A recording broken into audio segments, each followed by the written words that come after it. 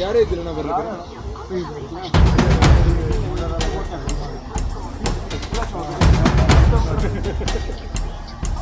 ಯಾರೇ ಇಲ್ಲ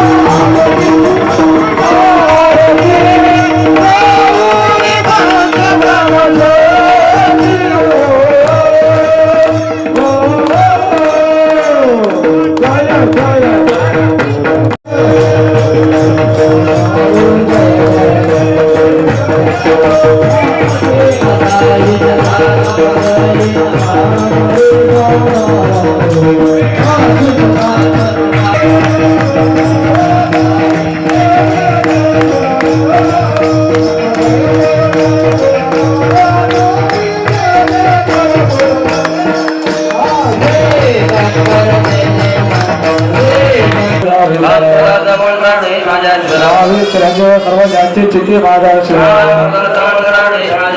शिवनाथने त्यांचे भावे कल्याण देवांचे नमस्कार माझ्या श्रोते श्री सुताची करुणे आरोळी नावावे देवळे साधवाची आतापर्यंत आपण शेवटचा पारायण सौभाग्यवती स्वामी यांचा आपण आता यानंतर लगेच या ठिकाणी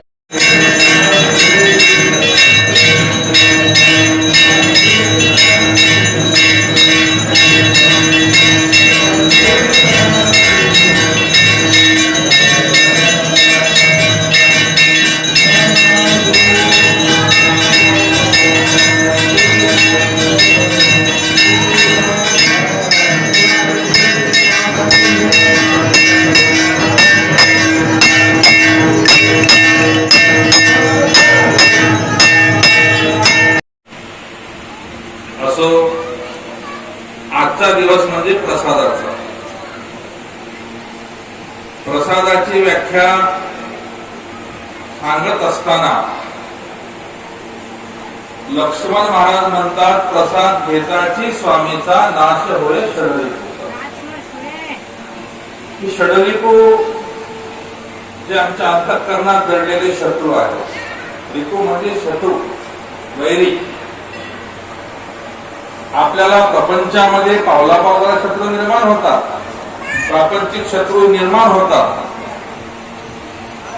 त्याचं निराकरण करण्यासाठी ही अनेक माध्यम आहेत.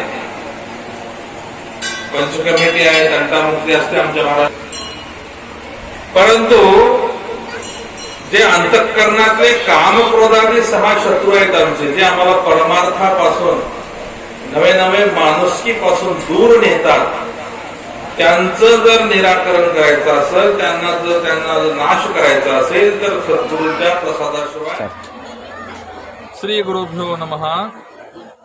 पिछले अनेक वर्षों से इस बोधन प्राचीन नगरी में जो भगवान चक्रेश्वर विराजमान हैं, उनके दिव्य सानिध्य में यह अखंड शिवनाम सप्ताह होता है। इस सप्ताह के माध्यम से 7 दिन तक भगवान शिव जी के अभंग शिवपाठ और उस पर कीर्तन इस माध्यम से यहाँ पर ये भगवान शिव जी की वाङ्मयीन सेवा होती है। समस्त बोधन एवं इस परिसर के सब शिवभक्त इस सप्ताह में सम्मिलित होकर अत्यंत भक्तिभाव से यह कार्यक्रम करते हैं। पिछले अनेक वर्षों से हम महाराष्ट्र से हैं तो भी हमें निमंत्रित करके यहाँ पर इस वर्ष भी इस सप्ताह का आज समारोह है। इस सप्ताह के माध्यम से एक धार्मिक वातावरण निर्माण होता है और एक सामाजिक मेलजोल भी इससे निर्माण होता है और सभी भक्तों में एक भाव निर्माण होना, सद्भाव निर्माण होना, इसलिए इस सप्ताह का यही एक मुख्य उद्देश्य है।